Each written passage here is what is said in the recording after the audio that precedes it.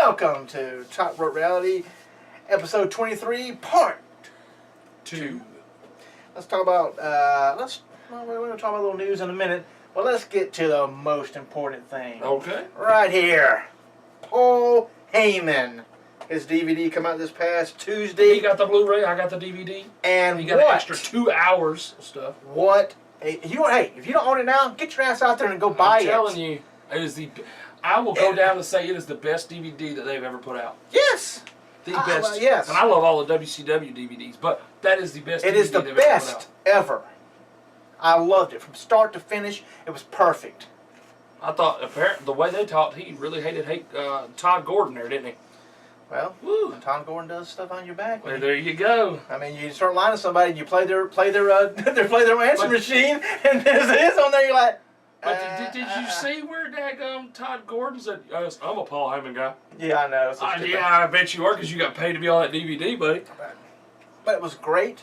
I mean, it didn't have many. I thought there might have a few more people talking about Paul Heyman, but it was perfect. I'm just glad they got it out there before they could cut CM Punk out of it. Yes, that's true. Thank goodness. But it is the top-selling sports Blu-ray on Amazon.com. Yes, it is. That is and huge. it's only about since Tuesday. Exactly. I mean, come on. That's huge. It would, and I want to see on there on Raw or SmackDown when they do the little things after coming out of commercials. Yep. I want them to show the Paul Heyman DVD at number 1. They ought to. Because that man has made them a lot of money to get screwed over a lot of times. A lot of times.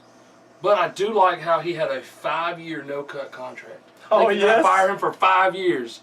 He's the only person that's got that, he said. That is awesome. And say, I can go in there and piss in your cornflakes and you can't do a damn thing. Exactly. That's awesome. Be like, I got this contract. Yeah, what? Excuse me? What? You may fire me after 5 years, but right now, you can't touch me. That's awesome. I love the DVD. That. Go out and get it. Yes. But we also want to talk. I mean, if you ain't got a Blu-ray player, go buy a Blu-ray now anyway. And go buy you a Blu-ray player. There you go. But if you don't buy them both. Have both of them, you know? But if you can't afford to go get all that, go get the DVD at Walmart. It's $15. That's not bad. That is not bad at all. And it's a great DVD, but there is 2 hours of extras just on the Blu-ray. Yes. But we also want to talk about some WWE news. Big stuff. Oh, yeah. Big stuff. Firings. More firings. More.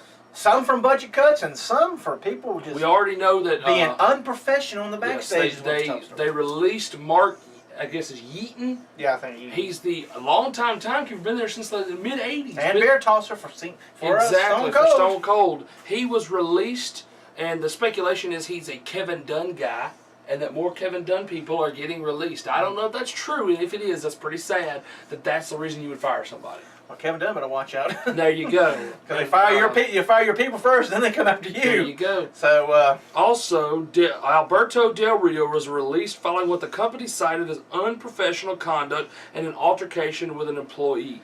Both TNA and AAA in Mexico are interested in Del Rio, and he has a 90-day no-compete clause, which means he cannot compete until October. Well, if he can't compete until October, then that takes TNA out of the question. There you go. Because they won't be around when October comes around. Because so that means I guess he's going to AAA then. Go him and Rey Mysterio can have another fight down there in exactly. AAA. And what's his name? Ricardo Rodriguez just on the El Rey network. On the El Rey network. But how interesting would that be? They should go there. How interesting would that be if Del Rio and then Rey got out of his contract finally, and Ricardo Rodriguez all go to AAA? I mean, recreate the whole thing. Congratulations, AAA. There you go. They won't be missed. Like I said a long time ago, we talked about Alberto. He's still running the company. It took a slap. He had to slap somebody, what they said, for him to get kicked out of the company. Apparently there was racist comments. That's what they're saying. And that Del Rio got pretty upset about it and he slapped him. But I think this has been brewing for quite a while. They knew he was unhappy in the WWE. Now, talking about Paul Heyman again. Yes. He was on an MMA Hour, and he spoke about CM Punk's future. And I thought this was very interesting. He said Punk's goal in life is to never, ever lace up his wrestling boots again. Whether it be for WWE, Ring of Honor, New Japan, or anywhere else. Heyman said Punk would consider himself to be a failure if he ever returned to the ring. Yeah, because he would be. Because as much as he talked about people coming in and taking spots from people, if he did the same thing, then he's no better than anybody else. Brock Lesnar, Batista, anybody else coming to Rock, yes. He says his success in life hinges on him never returning to pro wrestling. He is so well off already, plus AJ is still wrestling, so they're still having money come in. Right. Plus, I guarantee you, he could get a job with Dana White, not even doing MMA, but just being there. Whether he did guest commentary, and he's kind of working with the Nerdist podcast too. He is. So he's kind of working with them, and he's got everything else. So I think. And apparently, him and the Talking Dead, they like him on the Talking Dead. They do. He's on there a lot. So I don't think he's going to be hurting for any kind of money anytime soon. We have Ghost in the studio today. Ghost in the studio. Pierre, what are you doing over there? And this right here, is I don't know what. I know a lot of the people went to Australia for their tour. Right. But did they not look at other storylines to see what was going on? For they start writing matches?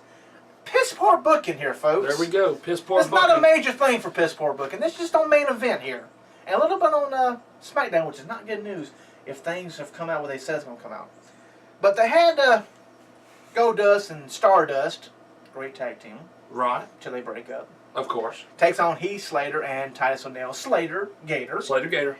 Now, on Monday, Heath was a face. Yes, he faced Seth. And then the money in the Beat the Clock Challenge. Beat the Clock Challenge, that's right. And then on Tuesday, he's a heel. Yep. Okay. Then we have AJ taking on Summer Rae. Monday, Summer Rae is a face. With Layla, they're the Slayers. Yes, and Diego and the little and El Torito. Everybody. And then Tuesday, on main event, she's a heel. Taking on the face AJ Lee. It doesn't make any cotton sense. You'll have people. But, you know what? This actually, we're going to go further into piss poor. But they have people. They do have people. They could have thrown Rosa Mendez in there. She ain't done nothing, so who cares if she's a heel or a face? But this is piss poor booking also. Okay? You have a performance center down in Florida. Right. If you don't know if you want to go for a gimmick or not, you play with it down the Performance Center and down in NXT where you can do a dark match or whatever you want to do. But the fact that they put Xavier Woods, Big E, and Kofi Kingston together as what looked like going to be the new nation as a heel team. We're not jumping the gun too much. I'm jumping the gun. No, because they were in Australia exactly. And then Big E. But that's another piss poor booking. That's stupid. Why put Big E against Rusev when Big E's supposed to be a heel now? That's what I'm saying. That doesn't make any sense. And that makes me worried that they've already scrapped. That's what I'm telling you. And I hope they haven't. I'm not jumping the gun. I'm not jumping the gun. I'm telling you the facts. Big E worked as a face against Rusev. Big E has also been teaming with, I don't know why, Diego on the live events. That's retarded and stupid. Also, Kofi has been wrestling as a face also on the live events, and no mention last week at all on TV about Xavier Woods. It doesn't look good. Incorporated, that's what I'm calling it. It doesn't look good for the new nation. But don't start something on TV. And go do it in the Performance Center. You're right. Nobody will see it. You can test it out, see if it'll work well. Don't do that kind of stuff. That's so dumb. We'll see what happens this Monday on Raw. If we don't get them a mention or any of them are single matches, they're done then the group is done. Yeah, that's so stupid. Yeah, we had something working here that could have been great. And you had Colonel Sanders, the black version, and Xavier Woods, and then you're gonna throw it all. I think away. it's more Malcolm X. Still, it's still funny. Well, Jericho's stint in the WWE is coming to an end. He will be leaving in September. And guess where that is? In Nashville. Guess. The Champions. Thank you. And that should be his loser leave or get totally beat down by the Wyatt family. Exactly. So he says every time he comes back now, he's going to be on tour like he is with his band. So whenever he's in WWE, he's going to be a little tour. You know what? And that's fine. That's fine. Jericho's up in age. He's got enough stroke. I'm fine with it. Yep. And he knows how to lose to people. He does. So let him come back definitely and will lose be to losing against Bray Wyatt. He may win, though. I don't think so. Not SummerSlam. Even with both of them being gone. Yeah, off the ring. Because it makes it better for Jericho, but still Bray Wyatt will be able to take the win. I believe Bray. Well, that's who I'm picking in our predictions. So. But see, with Bray having the Night of Champions, I would think that would be the send-off, so he would win that. Well, he needs to win the SummerSlam, the bigger show. We'll see. This Monday is Hulk Hogan's birthday. Brother. And they said they'll have a lot of surprise guests. including Kevin Nash and Scott Hall. But no Sting. They said Sting is not booked for Raw. They could just be saying that. They could just be saying that. But, and Hogan actually put on Twitter that the NWO may have to come out there and straighten out the Authority for life, brother. Oh, Lord. We also have, speaking of Sting, he's going to be in the WWE 2K15 panel, taking place at SummerSlam. There we go. Where they will release the roster. And it's going to be hosted by Stone Cold. Stone Cold and Sting. There we go. It's already ready to go. This week on Raw was down, below a 3. I wonder why, because it could have been your main event for SummerSlam. Nobody was there Right. to push it other than Heyman and some video packages. Piss poor. Well, Heyman wasn't even there, was he? No, they wouldn't. No, it's just videos. Because he did the MMA hour thing. He was sitting at the house. It's just videos. How bad is that? That's sad. They better really do something brutal this week to make it look good. But a few of the little quick points for Raw. Kane takes off the mask again. They're saying the reason they're going to do that is they're bringing in the character of Jacob Goodnight from the movie. Stupid. Yeah, we have 2 beat the clock Did challenges. we mention the rating? What a I did. horrible Yeah, rating. 2.86, which That's is below a not 3. good. Even with John Cena not on there, I was hoping it would be better. I did too. That shows you that Brock being on there does raise the rating. There you go.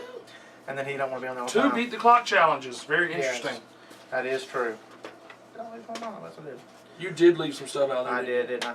Well, Steamboat. Talking about Ricky the Dragon Steamboat. He is a Legends contract person, only yes. $10,000 a year. He is no longer an ambassador or a trainer down in Florida. No, he's not. Which is okay. I mean, he gets his $10,000. He can do what he wants. He can be a legend here or there, or do whatever. And he wants to do. when they holler at him, they'll say, "Hey, you got to come here." Now, is SmackDown moving back Thursday? Some people say yes. A big truck with a big painting and everything, with a date and everything, with a day and time is already on there. I'm just saying. Say no. I'm just saying this. They've already announced that Haven, which has Edge in it, has moved from Friday, which was after SmackDown, to Thursday. So could we get SmackDown still being the lead into Haven on Thursday? Could be. How bad would that be for Spike TV and Impact Wrestling? Oh, they would be pooping their pants. There you go. I heard they were already freaking out about it. I did too. We got the network coming to all over 170 the place. countries. Yes, starting August 12th, and then the United Kingdom in October. They've already announced that they will be doing a actual network in Canada. Yeah. Will be carrying the network instead of having to do it like a $9.99 thing on the internet. How much is it? $9.99. Okay, I'm not sure. And then Nitro's coming to the network. Then it's $9.99 a month. That's right, $9.99. That's this fall. It'll be $9.99. TNA News, we have they're losing more money if they do get re-signed because the company they signed with, United Talent Agency, will take 15% of the cut. Wow. So if you drop down Spike, which Spike wanted 10% of the company, and then they said no, Dixie said no, so they said, well, see you later. So that's why I think they're gone.